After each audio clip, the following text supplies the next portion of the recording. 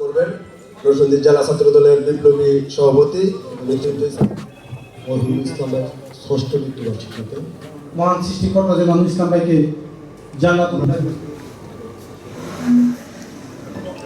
ধন্যবাদ এবং কৃতজ্ঞতা জানাচ্ছি। আমাদের পৌর মেয়র নির্বাচন হবে, ইউপি নির্বাচন হবে, মেম্বার নির্বাচন হবে। সেই নির্বাচন হওয়ার জন্য আমাদের দলের ত্যাগী পরীক্ষিত নেতা যারা 5 তারিখের আগের ভূমিকা, 5 তারিখের পরের ভূমিকা, সেটা আমরা দেখবো, আমরা মূল্যায়ন করবো, আমরা এশিয়ার দেখবো, তাদেরকে আমরা তাদের ত্যাগ শ্রম কি রয়েছে দলের জন্য সেটাকে মূল্যায়ন করে আমরা সামগ্রিক বিষয় বিবেচনা করে কিন্তু তাদেরকে আমরা আগামী দিন যেন মূল্যায়ন করতে পারি। আমাদের দলের নেতাকর্মীরা যেন আদর্শ থেকে বিচ্যুত না হয়, এই জন্য আমি বলছি যে সেইভাবে আমরা আগামী দিনে আমাদের দায়িত্বটা আমরা পালন করবো। নেতৃত্বের প্রতিযোগিতার মধ্যে নেতৃত্বের বিকাশ ঘটে না, সেখানে যেন সুস্থ প্রতিযোগিতা হয়, যেন আমাদের প্রতিপক্ষ আমরা নিজেদের প্রতিপক্ষ না হয়, বিএনপির প্রতিপক্ষ যেন না হয়। আজকে নির্বাহী আদেশে যে দলটি নিষিদ্ধ হয়েছে, যার পতন হয়েছে, যার দাবন হয়েছে দিল্লিতে, সেই পতিত চারা যেন আবার মাথা চারা দিয়ে উঠতে না পারে। তাদের সাথে যারা আছে সেই দলগুলি, যারা এখন নতুন আমাদের বিরোধী দল আছে, সেই বিরোধী দল তাদের ব্যাপারে আমাদের সতর্ক থাকতে হবে।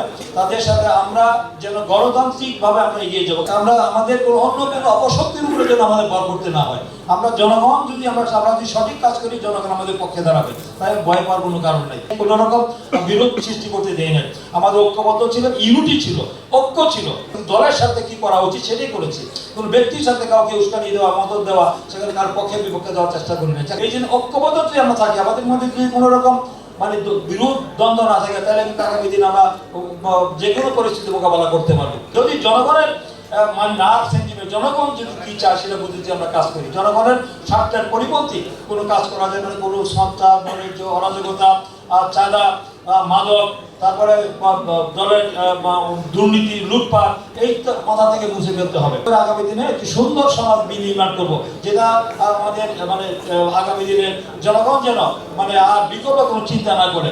এবং আমি মনে করি যেন যারা আন্দোলনের হুমকি টুমকি দেওয়ার চিন্তা করছেন, আগামী দিনে জনগণের যদি আমরা ঐক্যবদ্ধ থাকি, জনগণই প্রতিহত করবো, আমাদের কিছু করতে হবে না। তাই আমরা যেন কোনো অনৈতিক, অবৈধ, অনৈতিক কোনো অন্যায় কাজ যেন আমরা নিজেরা না করি। সমস্ত কাজ যেন আমরা ন্যায় নীতি সততার সাথে করি।